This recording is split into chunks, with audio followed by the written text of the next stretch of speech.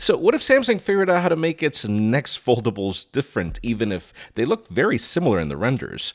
New leaks of Google's products coming in August also hint to more changes than meet the eye. But then the wait is finally over. Apple's OS 27 updates across the board are now available in public beta. And yes, Meta is at it again with yet another controversial move that just got halted. I'm Jaime Rivera, and it's time for these 8 interesting topics that I condensed into 4. This is TechBriefing powered by MediaTek. Yes, it is about that time. If you've been waiting for Apple's latest and greatest software announced at WWDC, you can now give it a try before the official launch in the fall. Apple has just released the first public beta of its year 27 updates across the board, which includes iOS, iPadOS, macOS Golden Gate, watchOS, tvOS, and visionOS 27. All of them. Obviously, remember, beta software is not the final release. There could be bugs or things that'll change over time, but listen, I've been testing it for about a month already since the first developer beta, and this has got to be the most stable experience I've ever had with a beta. A lot of it has to do with the fact that these new versions are mostly about refinements and speed, so that was actually something to test, and Apple nailed it. Now, maybe the most important reason I'd consider testing the public beta if I were you is the new Siri AI. Not just because it's dramatically better than before, but also because there is a waiting list. The earlier you get on it, the better. I've really enjoyed it so far, particularly because it's been incredibly personal without my data needing to step out into the web to get my answers. Apple also refined its liquid glass design with adjustable transparency while expanding AI features across the system, including smarter writing assistance, Safari extensions, and tab management, visual intelligence built into the camera application, and then favorites of mine like natural language support for creating shortcuts and the all-new AI photo editing tools, from major improvements to cleanup and the new extend and spatial reframe features. The custom EQ for AirPods is also a step in the right direction. And yeah, those new child safety features are also much welcomed in this day and age. I'll be covering it in more detail soon, but for now, let me know if you're gonna try the public beta in the comments. Oh, Meta, can I just say this company clearly never learns? I actually chose to hold off on covering this until it fully unfolded because I knew it was just a matter of time before Meta got called out. So for a bit of context, 3 things have happened, if not more. First, we saw the company update applications like Instagram, where users with public accounts like me were opted into a new feature without our explicit consent. In a nutshell, the Muse AI tool allowed anyone to generate AI images based on content from any public Instagram account, simply by tagging that account without asking the owner's permission first. Think about it. A photo of you with someone else or in a sketchy scenario without your explicit consent? Exactly, it's shameful. That led to the second thing, which is most of my colleagues noticing and going through all the crazy hoops you have to go through on the Instagram application settings just to switch it off, which I had to do myself as well. Well, third, and as expected, this was followed by massive backlash, not just from users, but also celebrities and organizations like the CAA, SAG-AFTRA, and now Meta withdrew the feature, calling out that they missed the mark, which is not the first time they admit to that.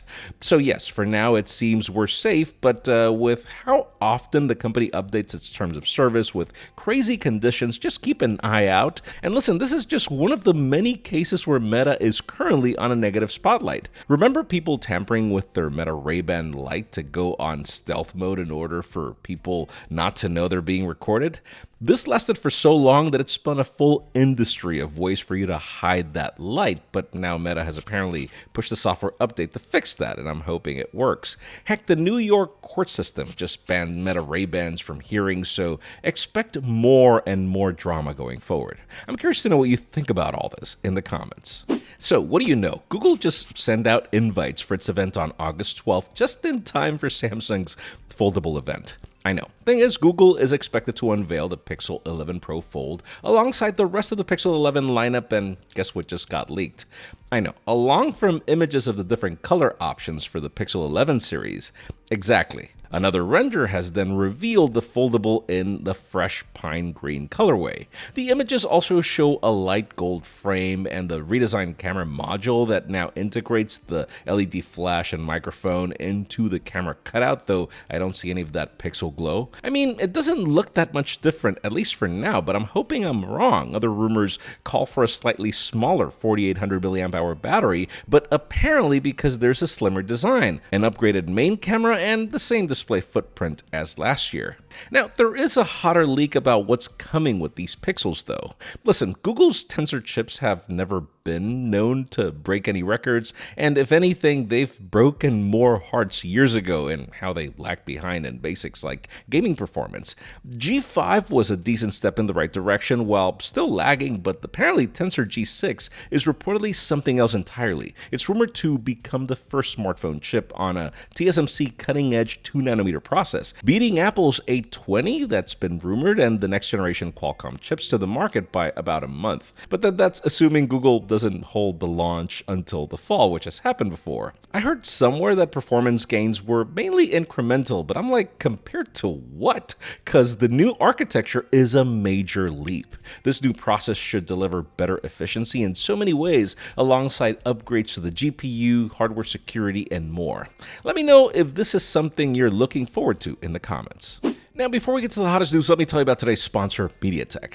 This is the third year where Motorola chooses Dimensity for its most beloved razor, and listen, I can see why. The first and second base razors proved to be great in performance and endurance, and this 2026 razor has only gotten better with the Dimensity 7450X and its advanced 4nm architecture. Seriously, this phone has got the looks, has the feel, but then all this is matched with snappy performance, reliable connectivity, and even better endurance on its slim form factor.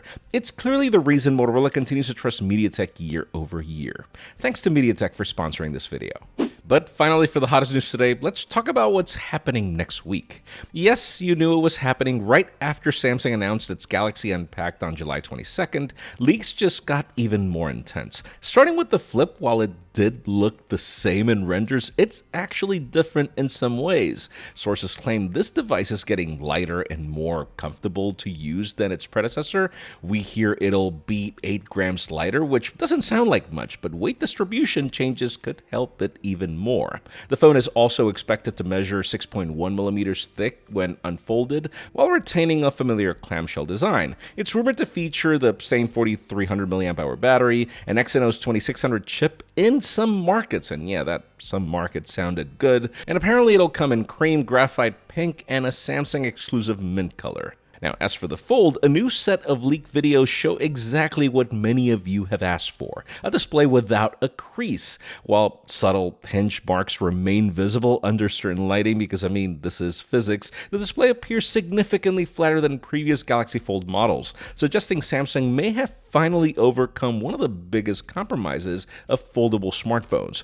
Seriously, the only question left is if this is only going to be available in the larger Z Fold 8, or if this will be a feature across the board on the Flip8 and the smaller Z Fold 8 that's launching to compete with the rumored iPhone Fold, which apparently brings that feature. It would make sense for it to be across the board. And then Samsung's Instagram account is now teasing a Galaxy Watch that seems different from the inside, lasting longer, and more to do with your heart rate as well. Listen, in today's question, let me know. What device are you most excited for at Samsung's Galaxy Unpacked? Because in my case, it's it's a toss. I want the watch, and also that Fold 8 has my attention, but I just wish one of these supported the S Pen. Let me know what you want in the comments. Friends, thank you so much for joining on this new episode of Tech Briefing. Please like, subscribe, and join the conversation in the comments, as I'm sure you see me try to respond to as many as I can. Also, follow me on social media as more behind-the-scenes work continues to happen there. I'm Jaime Rivera. Thanks so much for watching. I'll see you on the next one.